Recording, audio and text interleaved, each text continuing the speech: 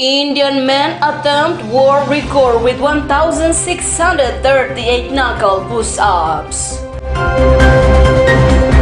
Europe US warn about disinformation campaign around Russian Sputnik vaccine. COVID prompts universities to forgo standardized tests.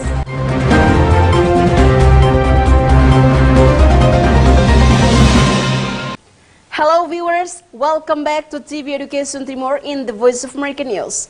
Thanks for joining us today. I'm Dursa Lilifania. I will bring you the international information which will provide you to the real news in which is taken factually and actually in international. VOA and TV Education Timor cooperate to deliver Voice of America News through the TV Education Timor channel. Well, let's begin the news for today.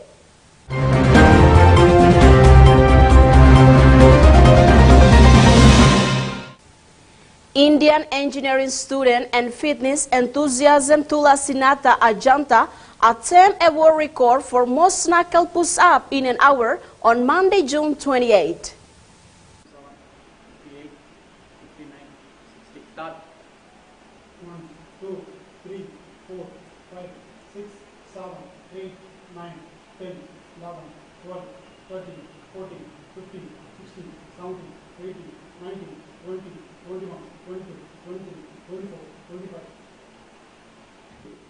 Eight, 9, 10, 11, 12, 13, 14, 15, 16, 17, 18, 19, 20, 21, 22, 23, 24, 25. 1, 2, 3, 4, 5, 6, 7, 8, 9, 10, 11, 12, 13, 14, 15, 16, 17, 18, 19, 20, 21, 22, 23, 24, 25. 7, 8, 9, 10, 11, 12, 13, 14, 15, 16, 17, 18, 19, 20, 21, 22, 23, 24, 25. Efforts are taking place around the world to vaccinate as many people possible to protect against COVID-19. Officials are tracking the safety and effectiveness of those efforts. The results look too good to be true. In May, an international group of scientists wrote an open letter to the medical journal The Lancet, expressing concern about Russia's Sputnik V vaccine. The scientists from the United States, the Netherlands, France, Italy and Russia cited data discrepancies from Gamaleya Research Institute, the Moscow-based producer of Russia's Sputnik V vaccine. Specifically, during Phase 3 trials, the institute reported that Sputnik V was effective against COVID over 91% of the time. But scientists say the institute did not provide raw data, so others could check their work and asked for more information from Gamaleya. Had they provided access to all the source materials, some discrepancies could have been cleared up, but they never did that. So in regard to the results of this research, there are certain doubts that lead to ambiguity in our assessment.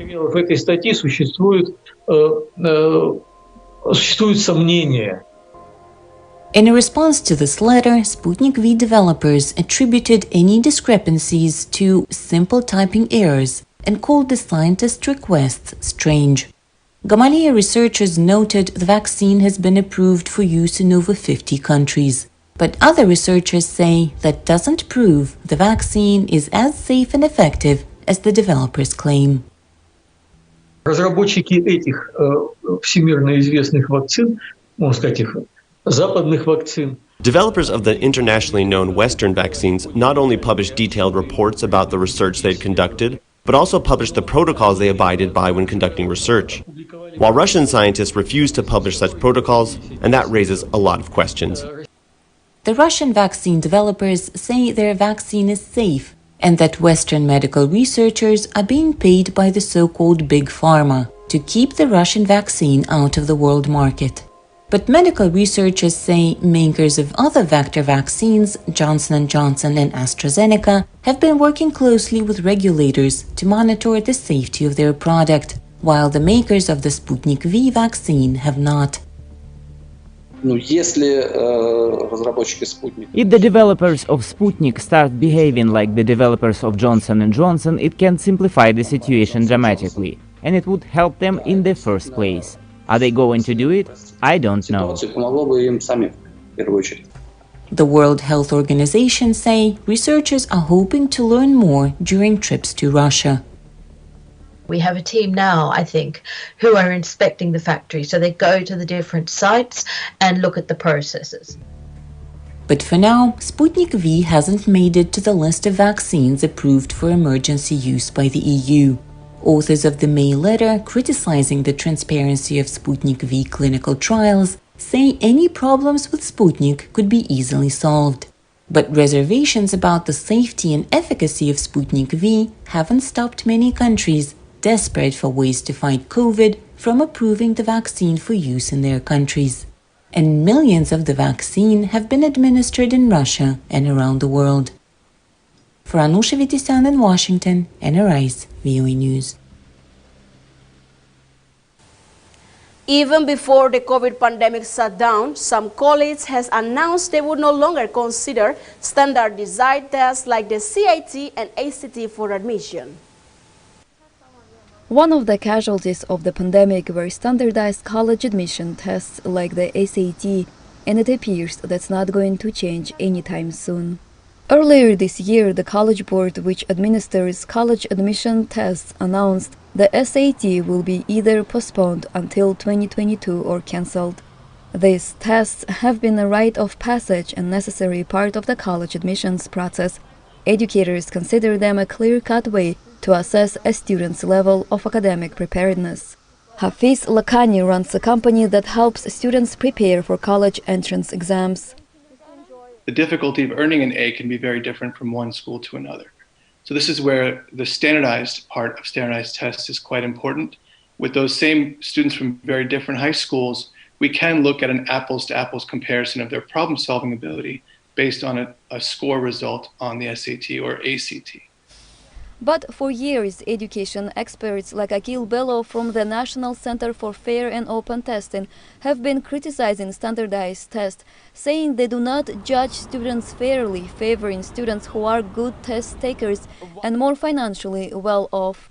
To a certain extent, you could think of test preparation as steroids for standardized testing. So the more you use standardized testing, the more you advantage those with the money to pay for standardized test prep. It also excludes various demographic groups depending on the education they received. Anais Chubukian spent her final 2 years in high school preparing for standardized tests. Her parents hired tutors, which cost them $3,000. It's more of like a strategic test. If you know how to approach the questions, it's easier. That's what the tutors taught me. They taught you how to take it. In response to the decision to postpone standardized tests like the SAT, over 1,500 U.S. colleges and universities made them non-compulsory. That policy will remain in place until the fall of 2022 in most U.S. universities, including Ivy League schools. Adil Luva Fatukasi, a former high schooler in Washington, D.C., was among those who decided to skip the standardized test. She was admitted into the University of Pennsylvania. I was advised to just take the test option for my more selective colleges. Critics of standardized tests are encouraging universities to have test-blind policy. Some colleges, which is a much more clear policy, the University of California system, St. Mary's in Texas, have announced that they will not look at test scores at all. So if you submit them, they're not considering them. And I think that policy is a very clear policy, asking students to focus on their academics in school and their personal interests. Anais and Adil Luva got into the schools they wanted, but while their future looks bright, the future of college admissions test remains unclear. Anusha Vitisyan, VOA News, Washington. Solstice Yoga returned to New York City Times Square in 2021. After being suspended last year because of pandemic, they owed it to 2,000 enthusiasm with their yoga mats to the very heart of Times Square.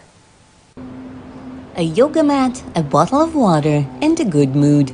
That's all one needs to meditate in the heart of a busy metropolis.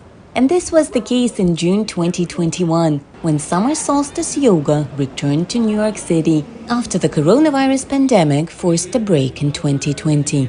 From 7 in the morning till 10 at night, dozens of classes took place right on New York's Times Square. Anyone willing could book a place online. This year, over 2,500 people showed up and placed their mats, socially distanced, on the city's hot streets.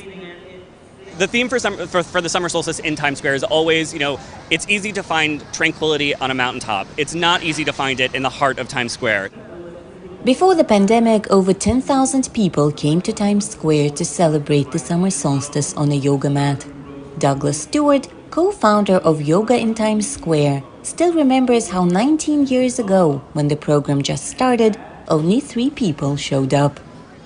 There's always a curiosity about that, about how can you practice in this craziness, and I think that's the major draw. But then over the years, people have grown accustomed, and it's become sort of a tradition. You see people showing up year after year after year and bringing their families and their friends. These yoga classes are for both yoga novices and seasoned yogis. Every hour, a new instructor comes in, but the program stays the same. I've come previous years, and obviously with everything that's happened, it's very different this year. The city itself is different, but the event is really great. The instructors are great. I'm really thankful that I came. I came from DC, so it was worth coming to. I'm doing every day almost inside my home, so sometimes I want to take outside to take a breeze to doing a yoga. Especially this big city in Times Square is a very great opportunity to join a yoga class in today. Yeah, so I decided to come today. Yeah. The yoga summer solstice here at Times Square looks very different from the huge crowds and buzz of New Year's Eve. And the contrast is especially evident this year, some needed tranquility after the disturbing reality of the past 15 months. For Evgeny Maslov in New York, Anna Rice, VOA News. Several countries have imposed restrictions on travels from Britain amid rising cases of the Delta variant of the coronavirus, which was first detected in India. London's Wembley Stadium hosted England's victory over Germany in the UEFA Euro Football Championship Tuesday. Wembley is also scheduled to host the semi-finals and final, but the European Union wants the matches relocated. Because there will be lots of people, and the idea of a full stadium at the moment we're so worried about the Delta variant. That concern will be amplified by COVID data from Scotland published Wednesday, which showed that almost 2,000 new infections were associated with football fans travelling to London on June 18th. So far, European states have imposed different limitations on travellers from Britain. Germany has called for EU-wide restrictions. Without a thorough vaccination program, they are going to see increasing numbers of Delta variant as well. So they're just trying to buy themselves time. But popular vacation destinations like Spain and Greece are resisting pressure for further restrictions. They are desperate for a bumper tourist season after a disastrous 2020. Hong Kong banned all passenger flights from Britain starting Thursday. These travellers raced to beat the deadline. My original plan was to return on July 7th, but I was afraid I wouldn't be able to come back by then, so I decided to change to an earlier flight. Scientists believe the Delta variant came to Britain from India, where it was first detected in late 2020. Critics say the British government acted too slowly in imposing travel restrictions on India, though Britain denies this. Yet hospitalizations are expected to stay low, say some experts. I don't think this time around there's a huge reason for a lot of concern. I think the numbers of hospitalizations will stay low. That's because the coronavirus vaccines appear to be effective against the Delta variant, and almost 2/3 of British adults have received 2 doses. 2 doses seem to provide really quite good protection, but it's not complete. Britain is using millions of doses of the AstraZeneca vaccine, but the drug has not yet been approved in the United States, complicating efforts to open a so-called travel corridor between the two countries. Britain still plans to end all domestic lockdown restrictions on July 19th, but other countries are tightening travel restrictions on Britain, an effort to buy time in the race between the Delta variant and the vaccines. Henry Ridgewell for VOA News. The COVID pandemic has strained families forced to work on study at home together, with an added stress for couples who are also business partners in Kenya. Dan Omondi and his wife Millicent Tino have been selling fish for 6 years on the outskirts of Kenya's capital, Nairobi. We live together, we work together, and that's it. And we enjoy it. Social distancing during the coronavirus pandemic means they spend even more time together, while the economic squeeze means customers buy less. Omondi says having clearly defined roles and boundaries has helped their business partnership survive the added stress. If we have a disagreement at home, then you bring it here. Even the client will realize there is disagreement between these two. So that we had talked about that, and we said if in case there is an issue at home, we'll finish it at home. In case there is an issue at work, we'll finish it at work. And that's how we operate. But not all life-work partnerships run so smoothly. Susan Keter and her husband Sammy ran a branding business for 3 years until they were forced to close it in 2010, putting a strain on their marriage. It was difficult for all of us. All of us were, I would say we were broken by the fact that we didn't succeed in the business, yet we were all very passionate about what we were doing. Therapist Edna Chawia says a strong relationship is needed for a life partnership to survive a failed business one. If you want to do business together, have a conversation, really have a conversation. Not just how exciting the business actually is, but how are we going to run it? What if we don't make it? Who is to blame? Are we both to blame? Is one of us to blame? How do we make decisions around employing people or not? Keter's marriage survived, and while the venture collapsed, it inspired her to start another one, mentoring women and couples in the business sector. Brenda Molinya for VOA News, Nairobi. President Joe Biden met Wednesday with cabinet and emergency officials and remotely with Western governors to discuss the heat wave, each post-treat in different communities. Amid record-high heat blamed for several deaths in Washington state and Western Canada, President Joe Biden conferred with officials and Western governors. Meanwhile, in Shoshone, Idaho, farmer and cattle rancher Carl Pendleton is feeling the effects of the changing climate. Pendleton also heads a company that operates an irrigation system. While some farmers have access to underground water, this system is the only source of water for his farm. Well, we're in the bottom of the Richfield Canal. Normally this water, standing here, water would be at least up to my neck, maybe up to the top of my head. But in places it's bone dry after a winter with little rain or snow in the nearby mountains. Melting snow usually replenishes the water system in summer. This reservoir typically starts the season with more than 235 million cubic meters of water. It started with less than 1/4 of that this year. Why we have endured many short water years.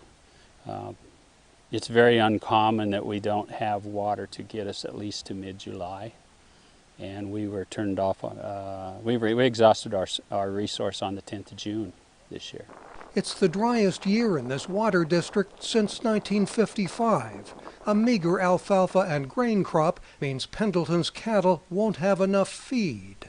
Why we've chosen, rather than buy hay or truck cattle to someplace where there is feed, why in my case we've decided to sell this livestock and run a more limited operation than his family has done since they came here in the 1940s.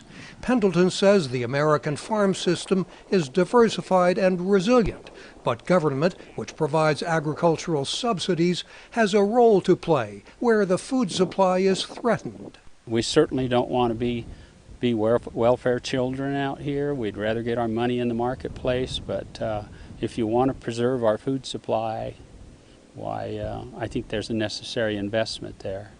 A buffer for struggling small farms like his to stay in business. With Natasha Mosgavaya in Shoshone, Idaho, Mike O'Sullivan, VOA News in Los Angeles. The House of Representatives on Wednesday voted to create select committee to investigate the January 6 attack on the U.S. Capitol by hundreds of supporters of former President Donald Trump, as lawmakers were certifying the democracy Joe Biden had detected in last November election. Nearly 6 months since former President Donald Trump's supporters rioted, attacking police and flooding the halls of the U.S. Capitol in an attempt to prevent the certification of then-President-elect Joe Biden's victory. U.S. lawmakers stood in the House chamber where they had been under siege and created a special committee to investigate that day. We are going to be prayerful and patriotic and honor the concerns of the American people by seeking and finding the truth to protect our country from any future or similar assault. As has been said many times, that day, January 6th, was one of the darkest days of our history. Earlier this year, House Democrats impeached Trump for the second time for inciting that insurrection. And while Trump was acquitted in the U.S. Senate, congressional committees have pursued multiple investigations into the security failures that day. A reason Republicans say this new select committee is repetitive and unnecessary. If we're going to spend time and resources on investigations, we should be doing many things in this House that have been ignored by the Democrats, like investigating the origins of COVID to hold China accountable, cleaning up a humanitarian crisis at the border created by Democrat policies. A bipartisan commission that would have broadly investigated the events of January 6 was blocked by Senate Republicans in May, following opposition from Trump. They have chosen party over patriotism. They have chosen autocracy over democracy. They have chosen the big lie over the rule of law. They have chosen conspiracy theories over the Constitution. And yes, they have chosen the most corrupt president in American history. If passed, that commission would have been equally composed of members of both parties. A Republican who voted against the bipartisan investigation criticized this latest proposal for allowing Speaker Pelosi to choose its membership. Speaker Pelosi and the House Democrats have placed partisan divisive politics ahead of the interests of the American people. Most fundamental to any objective investigation is being free from political influence and partisan bias. Pelosi can pick all 13 members of the commission, which will have the power to compel witness testimony and documents to report on the causes of the worst attack on the U.S. Capitol in 2 centuries. Results are expected later this year. Catherine Gibson, VOA News, Washington. Well, TV Education Timor viewers, this is all the news for today's section. I'm Dorsa Lilifania on behalf of the crew on Dati. Step back from your face, have a great day, and see you next time. TV Education Timor is the future inspiration.